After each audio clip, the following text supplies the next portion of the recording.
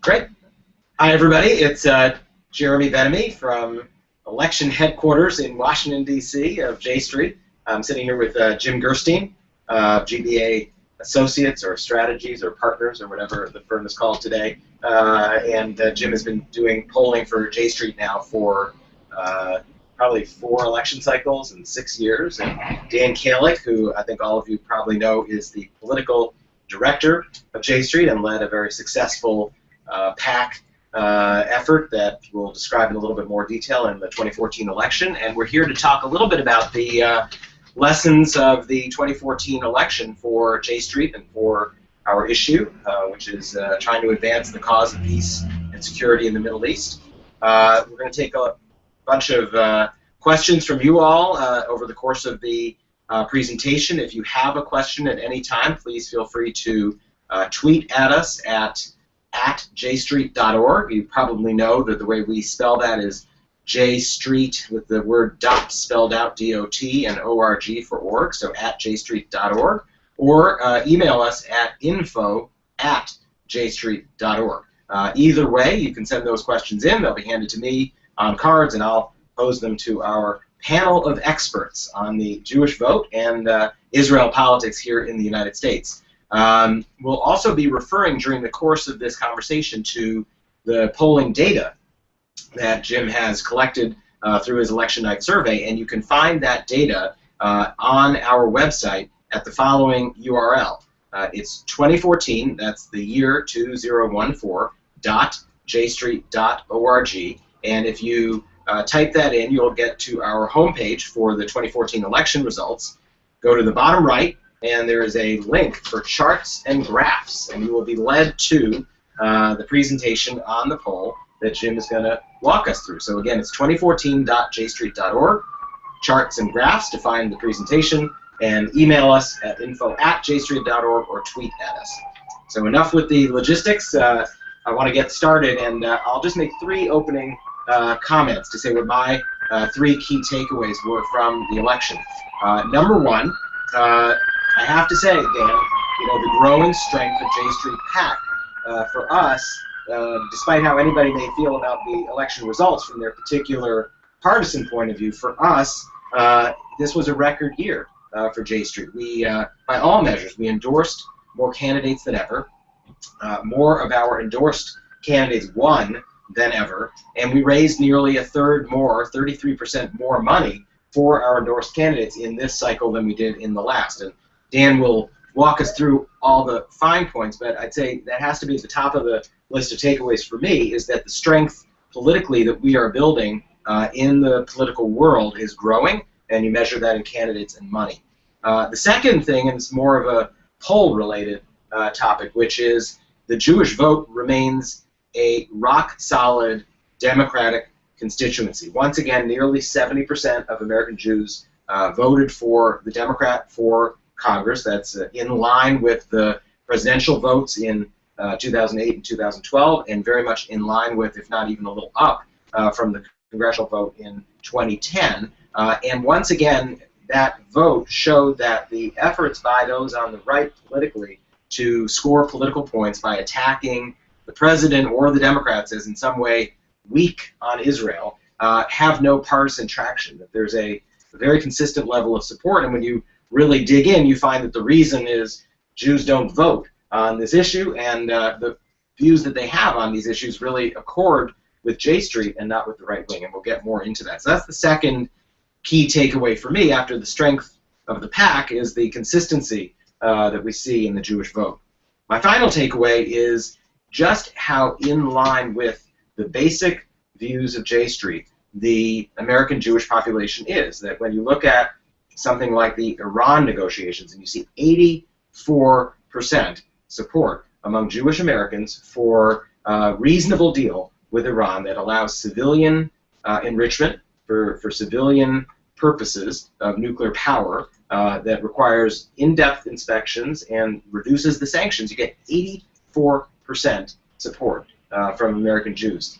On our core issue, the two-state solution, you still get 80% support, not only for the two-state solution in theory, but you actually get 76% when you lay it out in detail with all the issues of Jerusalem and refugees and the rest of it laid out. 77% want the president to lay out a plan, as J Street has called for. So my third key takeaway from the poll is the American Jewish population is in line with the positions that J Street is advocating and that we're building the political power to promote. So those are my introductory remarks. What I'd like to ask Dan to do is maybe in the next 5 minutes to just dig in a little more deeply for folks on exactly what we accomplished in the PAC and in our political work this cycle. We'll take a couple of questions on our political work, and then we'll shift over to Jim for a quick briefing on the poll. So, Dan. Well, thanks, Jeremy, and thanks everyone for joining us online, and look forward to your virtual questions. I think looking at the 2014 midterm election, obviously Democrats woke up a little sadder than they were the day before, and Republicans probably had a big smile on their face, but from a J Street perspective, I think there's a lot to be proud of, a lot of growth in the work that we do, and a real change in how Congress relates to the issues we care about and who's in Congress coming next January when the 114th gets sworn in. As Jeremy mentioned, we raised more money than ever before, raising over $2.4 million for our 95 candidates. That's 9 Senate candidates and the rest in the House, making us by far the largest source of pro-Israel funds out there, and the only one that really specifically focuses on candidates that understand that being pro-Israel means being support of a two-state solution and U.S. leadership to help broker that, as well as U.S. leadership on the Iran diplomatic deal. Of those 95 races, with the help of the support from many of you and our members, 77 of them will win their races, which is a very good percentage when you look at the tough year it was for incumbents and Democrats in particular, which many of our endorsees are. In terms of our incumbents, over 90% of them will be returning. So we're very excited about how our candidates did in the 114th Congress. Just thinking of the growth of these pro-Israel, pro-peace candidates, 2 Congresses ago, there was 1 senator sworn in that had been endorsed by J Street, Jeff Merkley of Oregon, who won again on Tuesday. And in this coming Congress in January, we'll have 12. That's up from 8 from the last Congress, so a 50% increase. We're really seeing a lot more senators willing to champion these issues and champion them for us on the Hill. On the House side, we're expecting 72 representatives, so again, a huge growth. 70 of those will be Democrats, 2 Republicans. On the Democratic side, that's about 40% of the Democratic House caucus, and we're seeing more Republicans take on these issues, champion them, and we hope that will expand in elections to come. In terms of just looking at some of the key races, obviously there's a lot of talk of the Senate. J endorsed in 4 of the closest key Senate races of this election cycle, and I think that candidates running for office understand that to build a winning campaign, part of the formula to do that is to come to meet with J Street and its members all across the country, ask for our support, and try and champion our issues, because there's just so much motivation, deep, meaningful support from the Jewish community for candidates who are willing to champion these issues. Jean Shaheen was one of those 4, who was one of the few bright spots for Democrats, and a very key win in a very tough night, and we helped her out with nearly $200,000 support from our members, as well as some volunteers on the ground. In terms of just, I'll leave it there and pause, and hopefully you have some questions about our candidates, our PAC, the different work that we've done in this election cycle, and what it means for the key issues as Obama takes his 2 last years in office, or what it means for 2016 and beyond. Great. Well, thanks so much, Dan. We have a very high-tech system here for passing on your questions, so hopefully I will be handed note cards from off camera with your questions, so don't mind me looking off the screen here. If you have any questions for Dan or for any of us about these topics, please feel free to email info@jstreet.org or tweet at us at jstreet.org. So let me just ask if we have any questions at this point. If not, all right, let's move then ahead to the polling side of things. And again, just a reminder to folks that you'll find the charts that Jim's going to refer to on our website. Just go to 2014.jstreet.org and charts and graphs at the bottom right. Hit that link and you'll get into the presentation, but Jim will talk you through this even if you can't manage the technological challenge of watching us and also looking at the charts at the same time. So, Jim? Great. Okay, well, thank you, Jeremy. Thank you, Dan. And thanks for the opportunity to actually have something positive to talk about as somebody who works on a lot of Democratic races and did not have a great mood in our office on Tuesday night and Wednesday morning. This is always fun to present the data on the Jewish vote because it is very supportive of the issues that you believe in and Democratic candidates, actually. So everybody has this has on the computer. I have it on paper. I will be referring to things, but also talk it through in a way that even if you're unable to access it online, that you can follow along. This is a survey that we did on election night of 800 American Jews who voted in the election. This was conducted just on that night, and it included people who voted early or people who voted on election day, and it is a representative sample of the American Jewish electorate. If you go to slide 5, what you'll see is how Jews have voted over the last 3 congressional elections. On Tuesday, the result among Jews was 69% for the Democrat and 28% for the Republican. As Jeremy referenced earlier, this is very consistent. We saw in 2010 it was 66%, and in 2012 69%. The Jewish vote is not up for grabs. It is a solidly Democratic constituency that also holds very progressive views.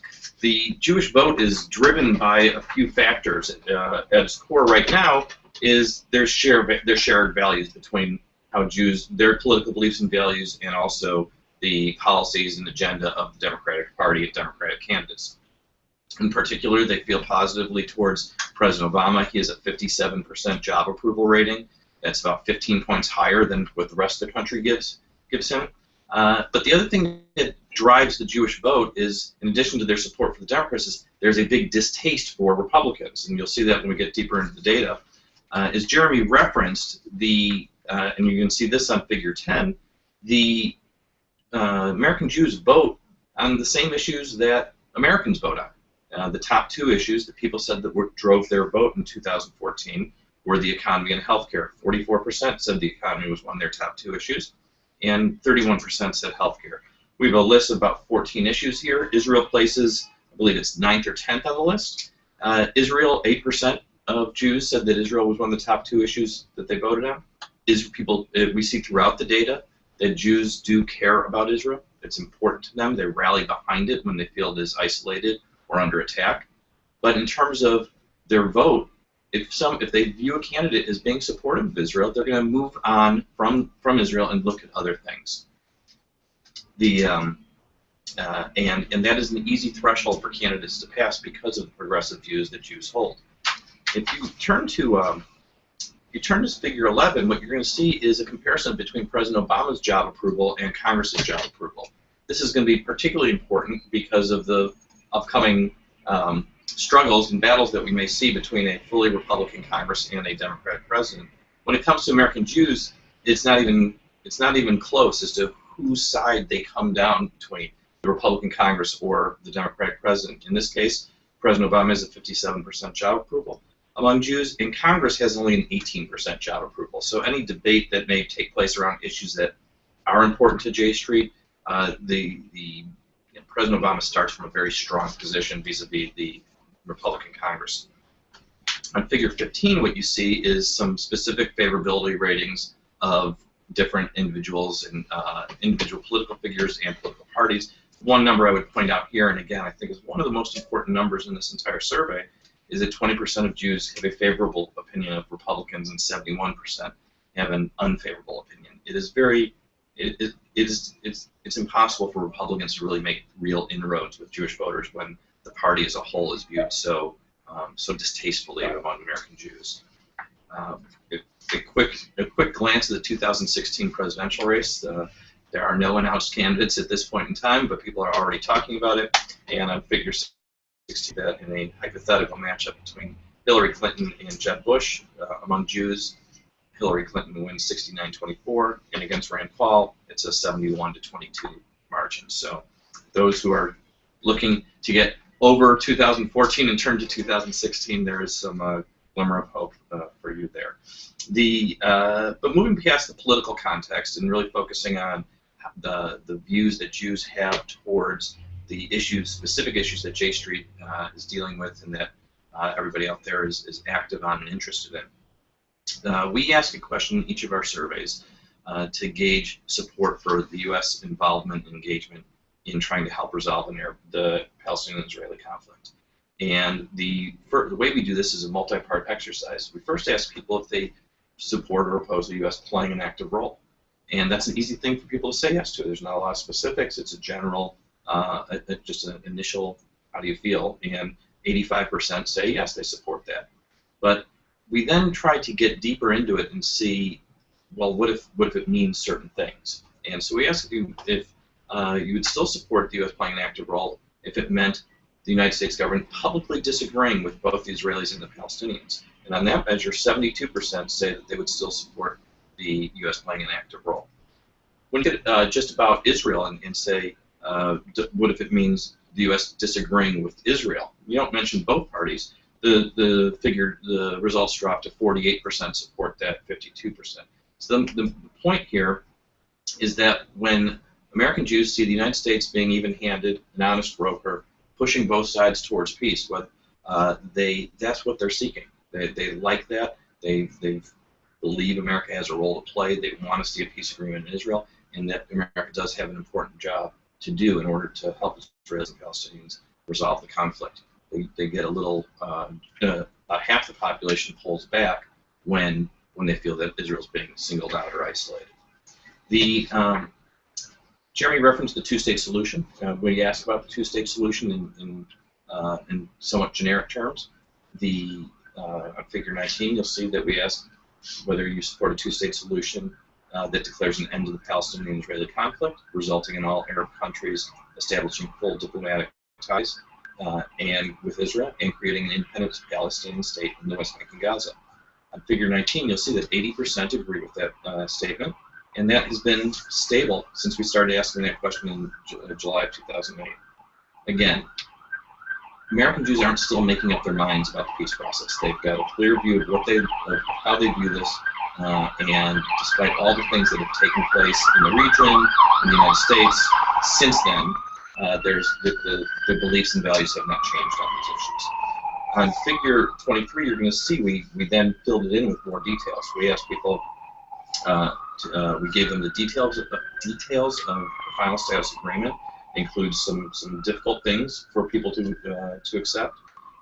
It talks about a Palestinian state in the West Bank and Gaza, internationally recognized borders that existed in 1967 with land swaps, the Palestinian neighbors in Jerusalem becoming the capital of Palestine, Jewish neighborhoods being part of the capital of Israel. 76% support that. And we have seen that level of support for a final status agreement along those parameters since we began asking this question several years ago. But what we did in this survey is we took it a step further, and we asked people, and you'll see this on figure 27, we asked them to imagine that as they know, the negotiations have broken down, but would you support or oppose the U.S. presenting this agreement, a draft agreement based on these parameters, and asking Israelis and Palestinians to return to negotiations based on these parameters? That's a big step. That's different than anything the United States has ever done before, is putting out the outline of a plan on the table and asking them to agree to it as the basis for negotiations. And that's what J Street is promoting. That's one of our core positions. Well, and that is smack in the middle of where that's very closely aligned with where American Jewish public opinion is. 77% of American Jews would support that action. In the interest of time, I'll mention a couple more things. Great. We ask about Iran, and specifically Jeremy referenced this early in his earlier remarks. But in terms of Iran, we asked people first how much have they heard about the agreement that was reached over a year ago between the U.S., its allies, and Iran, in which the U.S. Provided modest relief from sanctions in exchange for to get Iran to limit its nuclear program. The 64% said that they've heard either a great deal of information or some information about this. I apologize, it's on figure 44, those who are following closely. But 64% of American Jews are following this issue. And perhaps the number in here that I'll finish on, and I found to be the most surprising, at least struck me as the most surprising number in the entire survey, is on figure 45. When we asked people to imagine that a final agreement was reached with Iran, that agreement restricts Iran's enrichment of uranium levels to those that are suitable for civilian energy purposes only. It places full-time international inspectors at Iranian facilities. In exchange, the U.S. and its allies would reduce sanctions on Iran as it meets compliance benchmarks. This is basically the deal that's being talked about. 84% of American Jews support that agreement. That's a very huge number, very right? high number. You don't get 84 that easily. You don't get 84 that easily. As the debate ensues, it's going to be nearly impossible to maintain that level of support. But that is it is very likely that that level of support would stay well above a majority, because that is a very strong number. It's consistent with what we've seen about American Jews' values for going the extra mile to reach agreements to avoid U.S. troops getting involved in conflicts around the world. So that is the story by the numbers. Great. And look forward to the questions. All right. Well, thanks a lot, Jim. And you've really just gotten the top lines and some of the very key findings out of Jim's great survey. But if you want to really dig in on the numbers and in more detail, they're all on our website at 2014.jstreet.org. There's the whole poll with every question and every number. We have the crosstabs for those who want to look at how age affects these issues, maybe the denomination affects these issues. There's all sorts of great demographic information, and also the exact presentation that we're referring to, of course, is under charts and graphs. One of the questions that's come in, and let me just remind people, you can email info@jstreet.org or tweet at us at jstreet.org, and then our high-tech system is we write those down on 3x5 index cards, and they get handed to me, and I read them. So we haven't quite got the full high-tech thing down here. One question that we've gotten at other briefings and that came in today is about the methodology and how how much faith do you have that this is a legitimate technology for getting information? Can you explain a little bit more how you found these 800 people and how you actually asked the questions? And is this poll consistent with other exit polls that maybe are done by the firm that does all the national exit polls? And is this consistent with them? Sure. Sure. It is a great question, and if we had more time, that would be the first thing I would have talked about. Right. The way it is very difficult to survey a small population such as American Jews, make about 2 or 3% of the U.S. electorate. The way we do this is that it is a web-based panel. We work with a vendor who has about 900,000 email addresses of Americans across the country. People get the survey they get an invitation to take the survey by email. They are directed, those who take it, they are directed towards the survey, and they pass a screen as to whether they voted yet in the election, and if they did not vote, then they are not admitted to the survey, and we ask what their religion is, and if they are Jewish, they then get into the survey. So that's how they are. So it's all done on computer. So some of these more complex questions where you have the description of the entire deal, I've always wondered if you sort of read that out loud over the phone. It would take about 1.5 minutes to actually read the description to someone, and they'd have to pay attention. But it's in front of them on the screen, so they can reread it if they didn't understand it. It is. It is. They read it. I will say that by telephone it also works. We have done telephone surveys with J Street actually with long questions.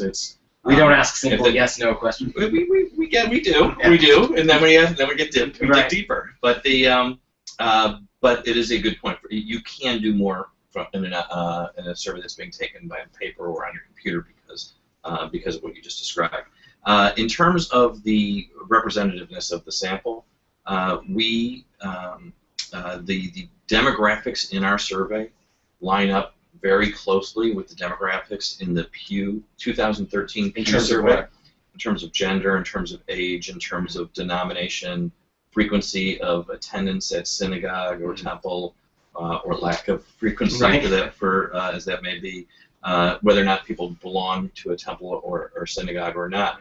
Those demographics all line up very closely with Pew, which is seen as the gold standard of the most recent survey that's been done of American Jews nationally.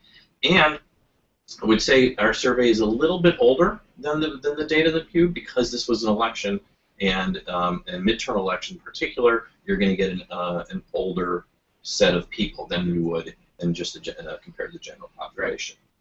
In terms of exit polls, there is the exit poll data is there's probably about 500 Jews in the exit poll data. Our sample had 800, so you're going to see some differences in terms, because there's margin of error issues. I think ours is probably more demographically aligned within the Jewish population, because we did a larger sample, because we also looked at that data and made sure that we were reaching those kinds of quotas, and as opposed to the exit poll, which is Jews were a bit of an afterthought in there, but the numbers are very, very close between the exit poll result and our result. Right. So a question for you, Dan, about who it is that we endorse, and specifically how many of our candidates are on key committees for either the Israel-Palestine issue or Iran. And I guess that would mean Foreign Affairs, the Appropriations Committee, which is the committee that actually doles out money for foreign aid, maybe defense. Do you have a sense of how many of the candidates that we endorse are in those kinds of key positions? Well, I mean, I'll say, we endorse folks whether or not they're on, the key committees or the committees of interest on this issue. For us, the criteria that we look at are members of Congress or senators or candidates for those offices that are really willing to champion our pro-Israel, pro-peace message, that are willing to speak out in the halls of power for a real U.S.-led diplomatic efforts to resolving the Israeli-Palestinian conflict, on the Iran issue, et cetera. And so that's what we look to first. We do have a good amount of folks both on the Senate and the House side who are on armed services, foreign relations. Like Jean Shaheen is on both, right? So Jean Shaheen was the one example I brought up. She's actually, our three committees are appropriations, foreign relations, and armed services, which I'd say are the three most relevant committees and one of our biggest races. But we see a good amount on both the House and Senate side. I don't have the exact numbers in front of me or memorized. We stumped Dan. Great job, whoever that was. But I'd say one example on the Senate Foreign Relations Committee, I know that of the 9 or 10 Democrats, I think that we endorsed 5 or 6, right? Yeah. So in that particular committee, which is very, very important, particularly in pushing back on Iran sanctions in January and February of this year, the fact that we had really good relations with some of those key Democratic senators, I think, was very important. Yeah, I'd definitely say so. I mean, Tim Kaine, who is endorsed by us but not up this election cycle, being the subcommittee chairman of the Mideast subcommittee of foreign relations, was really critical, as well as the 4 or so members that are endorsed on that 9-person committee. So one of the questions that came through, and it's actually in a couple of the different questions, and it's not really one that any of the three of us have a monopoly on answering, so I'll just throw it out there, and we can all speculate a little, is with Republican control of the Senate, does that make it harder for Obama to pursue a peace agreement? Does it make the Senate more likely to back a more hardline Bibi-like approaches? Can we draw an equivalency between Republican victory on Tuesday and it being more difficult to get to peace? Do you see any relationship there? I'll try and answer that. I think that with a Republican-led Senate and House, what's clear is it will be more difficult for Obama to do anything on domestic policy, to push a domestic policy agenda forward. On foreign policy, the president really sets the foreign policy agenda, and what we've seen presidents do in the past, particularly at the end of their second term, where they had less power at home, was really turn to these foreign policy issues. So in that respect, I think this maybe opens up space for him to pursue these Middle East issues like past presidents have done. And in terms of the Congress as a whole, we of course endorse Republicans and Democrats, and we look to those that will help create an environment that will encourage this, and there are more of our champions than ever before in the Congress. So I think that I'll leave it there. I don't know if you agree or disagree, but... Well, let me ask a flip side of the question.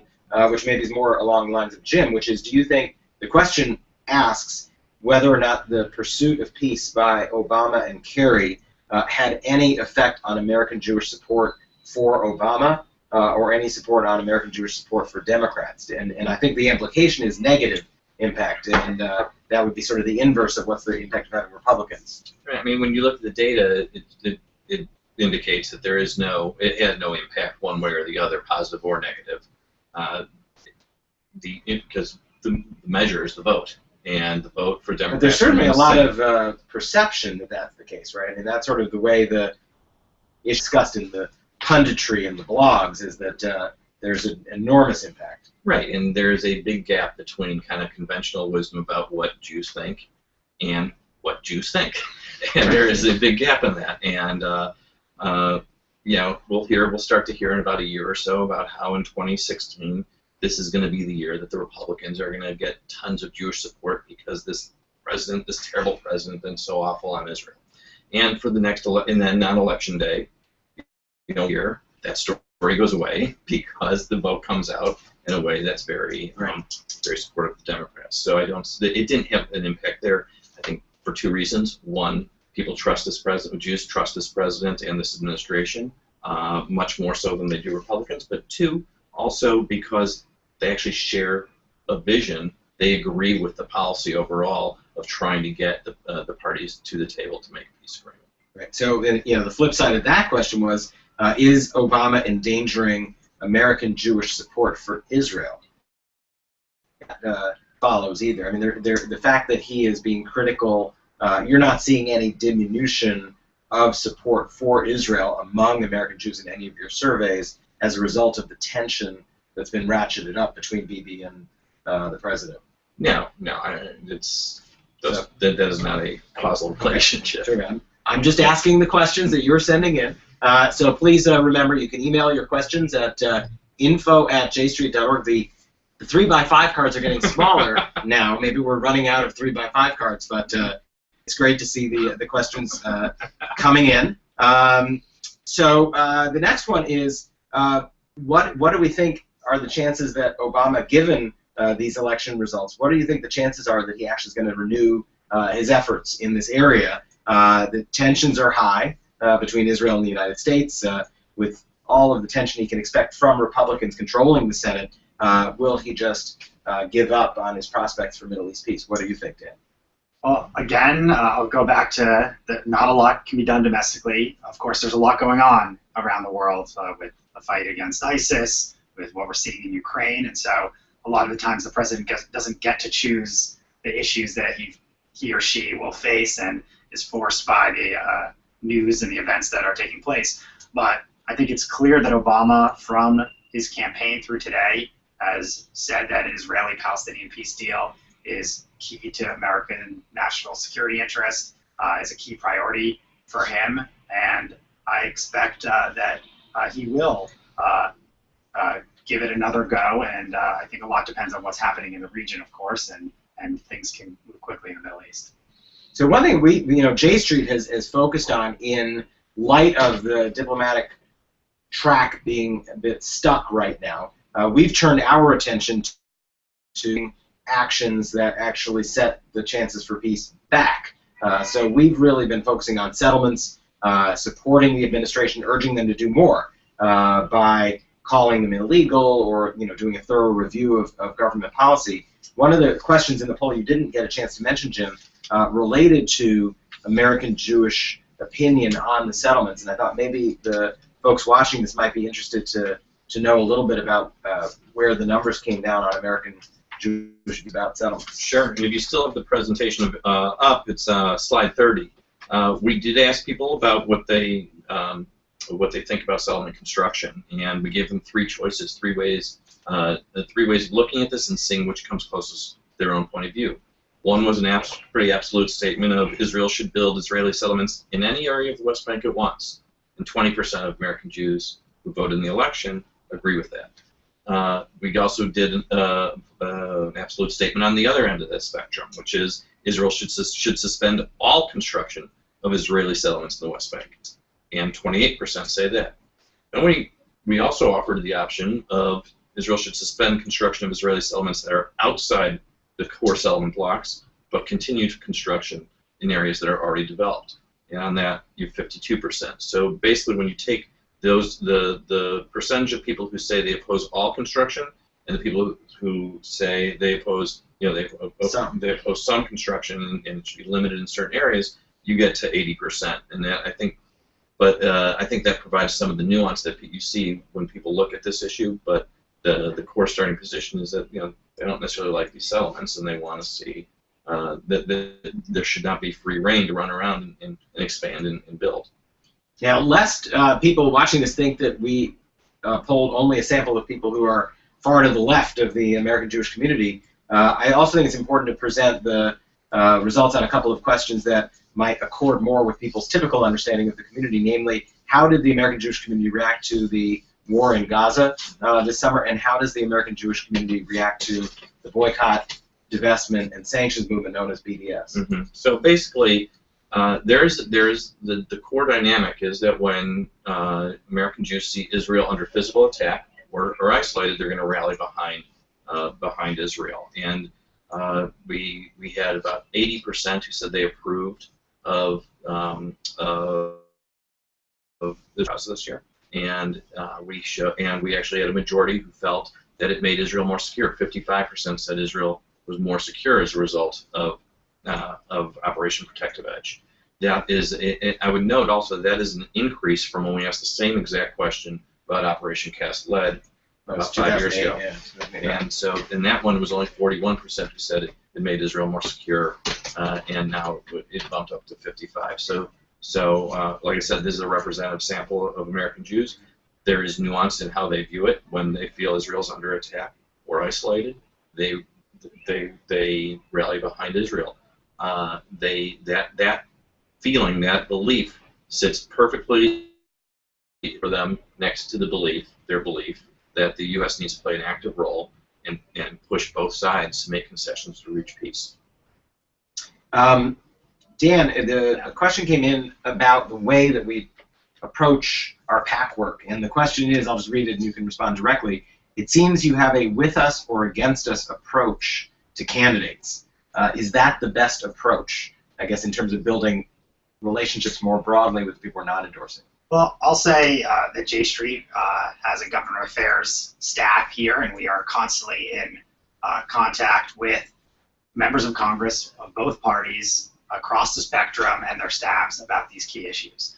In terms of our PAC and our political work, we think that it's important to provide backing for those who go above and beyond just being a member of Congress and dealing with these issues, but are really champions and stepping out there and telling the president and telling their colleagues and speaking out for these issues and showing them that there is deep and meaningful support from our community for those that champion it, and then hoping that the other folks that we maintain constant communication with are more incentivized to be champions as well. One final reminder, we've got time for a few more questions, so please do email in to info@jstreet.org or tweet at us at jstreet.org with your questions. Do you sense that J Street's growth is attracting attention and is actually getting noticed, whether it's by the Israeli government or by American politicians or by other lobbying organizations? And the question is specifically asked, are people taking note of this growth and of the kind of results that we're seeing? What's your experience, Jim? You are a little more broad than just the J Street world. Yeah, we work in lots of campaigns every year, and what I've noticed has been that in campaigns, people have gone from 2008, when they never heard of J Street because it just launched, to in 2014, people actively seeking how do we get J Street's endorsement? How do we get their support?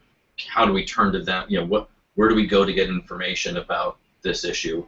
And they do want to turn to J Street. So its presence is out there. It is. You guys have done. Everybody out there has done a phenomenal job of really raising the profile and being heard by people who are running for office. People are seeking it. It's a very different environment and a very different playing field than when you first started out. I mean, people might be interested, Dan, to know how many meetings you had this cycle with people considering running for office. What? Yeah. Well, I mean, we had a very good 2012 cycle. 70 of our endorsees won, and beyond those 70, I think I've had about 145 substantive sit-downs with candidates running for office, seeking the J Street endorsement, seeking information about how to reach out to the American Jewish community, how to talk about these issues in a way that is in line with their values and makes sense politically for them, and how to get endorsed by J Street. So couple a week for 2 years, really folks coming in here. It's a real, particularly among the Democratic Party, we're seeing folks feel that when they're running for office, they need to sit down with J Street and talk to us about the issues and talk to us about how they can meet our members and get our support. And I think we're seeing more of that in the Republican Party and more to come on that. So that sort of leads to one of the next questions, which came in over Twitter at jstreet.org. How can people encourage, what can people who are watching and people who are engaged in J Street do to encourage more and more candidates to come to J Street and to sit down with us and to consider taking our endorsement? What's the best thing that our supporters out there can be doing as they begin their 2016 long campaign trails? Well, I'd say as either sitting members of Congress or candidates come to you and ask you to volunteer or ask you to come to an event or to donate to their campaign, I would identify yourself as a member of J Street or a leader in J Street and encourage them to be in touch with J Street about how to engage on these issues and how to get our support. And that's how many people doing that across the country is what has brought some of Jim's clients and others to try and learn more about our organization. And also mention the conference, our national conference on March 21st to 24th. I hope that everybody who is watching will register on conference.jstreet.org and come and join us, because I think one of the most impressive things that we can do to help members of Congress understand that this isn't just a Washington-based PAC, but this is really a movement that has people from their districts, is if people come from around the country to our conference, and then we go up on the Hill and meet with the members of Congress and show them that there's real support in their district for the message and the work that we're doing. So that's great as well. Excellent. I'll be there. You'll be there. You'll be there. Excellent. Good. And I hope all of you will be there as well.